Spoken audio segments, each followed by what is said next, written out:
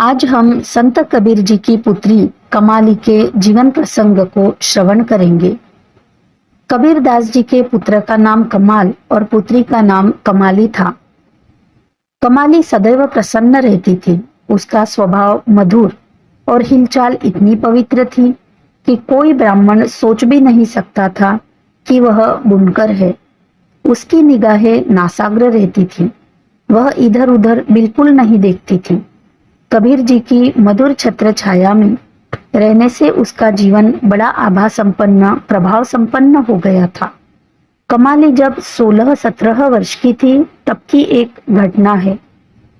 कबीर जी एक बार कमाली पनघट पर पानी भरने गई। कुएं से गागर भरकर जो ही बाहर निकली, इतने में एक ब्राह्मण आया और बोला, मैं बहुत प्यासा हूँ। कमाली ने गागर दे दी। वह ब्राह्मण गागर का पानी काफी पी गया और लंबी सांस ली। कमाली ने पूछा, भाई इतना सारा पानी पी गए, क्या बात है? ब्राह्मण ने कहा, मैं कश्मीर गया था पढ़ने के लिए। अब पढ़ाई पूरी हो गई तो अपने घर जा रहा था। रास्ते में कहीं पानी मिला नहीं, सुबह से प्यासा था। पानी नहीं मानो, यह तो अमृत था। बहुत देर के बाद मिला है तो इसकी कद्र हो रही है। अच्छा, तुम कौन सी जाति की हो? कमाली बोली, कमाल है, पानी पीने के बाद जाति पूछते हो? ब्राह्मण पहले जाति पूछते। ब्राह्मण ने कहा, मैं तो समझा तुम ब्राह्मण की कन्या होगी और फिर जल्दबाजी में मैंने पूछा नहीं। प्यास बहुत जोरों की लगी थी। बताओ जाति की कौन हो तुम? कमाली बोली, हमारे पिता संत कबीर जी तानाबुनी करते हैं। हम जाति के बुनकर हैं। उस विद्वान का नाम था हरदेव पंडित। बुनकर सुनते ही वह आग बबूला हो गया और बोला, कबीर तो ब्राह्मणों को धर्मभ्रष्ट करते हैं और तुम भी उसमें सहयोगी हो। मुझे तो तू ब्राह्मण कन्या लगती थी। तूने मुझे पानी देने के पहले क्यों नहीं बताया कि हम बुनकर हैं? कमाली बोली, ब्राह्मण, तुमने पूछा ही नहीं और मैंने धर्मभ्रष्ट करने के लिए तुमको पानी नहीं पिलाया है। मैंने तो देखा कोई प्यासा पथिक जा रहा है और पानी मांगता है, इसीलिए पानी पिलाया है। तुमने पानी जैसी चीज मांगी तो मैं ना कैसे करती? क्यों तुम्हें जाति पाति के चक्कर में डालूं? मैंने तो देखा पथिक प्यासा है। वैसे तो करोड़ों करोड़ों लोग प्यासे ही हैं।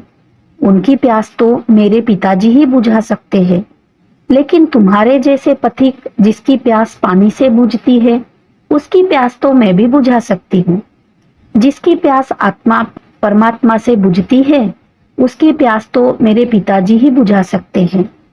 ब्राह्मण ने कहा, वाह, जैसा तेरा बाप चतुर है, बात करने में वैसी भी तू ही चतुर है।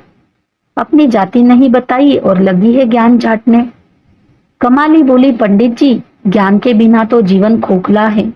ज्ञान तो पानी भरते समय भी चाहिए, रोटी बनाते समय और चलते समय भी चाहिए। कश्मीर के विद्वानों के पास उचित विद्या है, यह ज्ञान था, तभी तो तुम पढ़ने गए। पढ़ाई पूरी हुई, यह ज्ञान हुआ, तभी अपने वतन में आए हो। प्यास का ज्ञान हुआ, तभी तुमने पानी मांगा। ज्ञान तो सतत चाहिए, लेकिन वह ज्ञान अज्ञान संयुक्त शरीर को पोसने में लगता है, इसलिए दुखकारी हो जाता है। यदि वह ज्ञान स्वरूप आत्मा के अनुसंधान में आकर फिर संसार का व्यवहार करता है तो पूजनीय हो जाता है, वंदनीय हो जाता है। हरदेव पंडित ने सोचा कि मैं कश्मीर से पढ़कर आया और यह जुलाहे की लड़की मुझे ज्ञान दे रही है। वह फिर बोला, चुप रहे, ब्राह्मण को ज्ञान देती है। कमाली बोली, पंडित जी, ब्राह्मण कौन और बुनकर कौन? ब्राह्मण ने कहा, जो जुलाहे लोग हैं वे बुनकर होते हैं और जो ब्राह्मण कुल के होते हैं वे ब्राह्मण होते हैं। कमाली बोली, नहीं पंडित जी, जो ब्रह्म को जानता है वह ब्राह्मण होता है और जो राग द्वेष में झूलता रहता है वह जुलाहा होता है। ब्राह्मण ने कहा, तुम्हारे पिताजी भी ब्राह्मणों के विरुद्ध बोलते हैं। पंडित बड़े सो झूठा, और तुमने हमारे साथ ऐसा किया। लेकिन लड़कियों से मुंह लगना ठीक नहीं। चलो तुम्हारे पिता के पास वही खुलासा होगा। कमाली बोली, हाँ चलिए पिताजी के पास। कबीर जी तो अपने सतत स्वरूप में रमन करने वाले थे। उन्होंने देखा कि कमाली के साथ कोई पंडित चेहरे पर रोश लिए आ रहा है।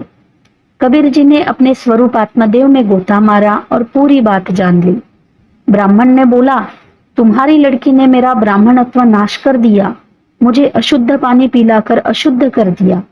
कबीर जी हंसने लगे और बोले, पंडित, पानी इसके घड़े में आने से अशुद्ध हो गया, लेकिन कुएं के अंदर क्या क्या होता है, उसमें जो मछलियां रहती है उनका मलमूत्र आदि उसी में होता है।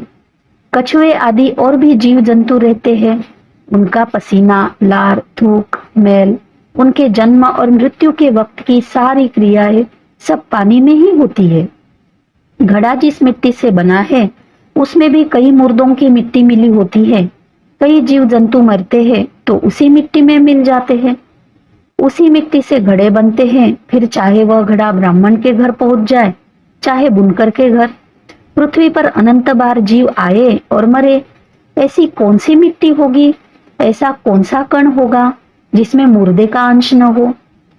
पंडित, कुआं तो गांव का है, उसमें से तो सभी लोग पानी भरते हैं।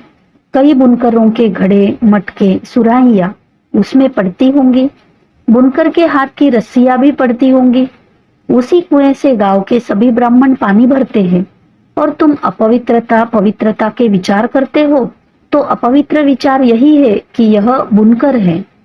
शूद्र वह है जो हाड़ मांस की देह को मैं मानता है, और ब्राह्मण वह है जो ब्रह्म को जानता है अथवा जानने के रास्ते चलता है। कबीर जी की युक्ति युक्त बात से पंडित बड़ा प्रभावित हुआ। कबीर जी के दिल में सतत स्वरूप का अनुसंधान था। वे घृणा अहंकार से नहीं, नीचा दिखाने के लिए नहीं, बल्कि उसका अज्ञान अशांति मिटाकर उसको शांति का दान देने के लिए बोल रहे थे। पंडित का गुस्सा शांत हुआ। कमाली को पंडित ने साधुवाद दिया और कहा, हे देवी, मैं कृतार्थ हो गया। आज मेरी विद्या सफल हुई कि मैं ऐसे ब्रह्मवेत्ता के चरणों में पहुंचा। तुम्हारे पवित्र हाथों से पानी पीकर मेरा अहंकार भी शांत हो गया। मैं बेवकूफी भी जो करता था वो भी दूर हो गई। अब मैं भी आप लोगों के रास्ते चलूंगा। जो देह को मैं मानते हैं वे भगवान के मंदिर में रहते हुए भी भगवान से दूर रहते हैं, और जो भगवान के स्वरूप का चिंतन करते हैं वे बाजार में रहते हुए भी मंदिर में ही होते हैं।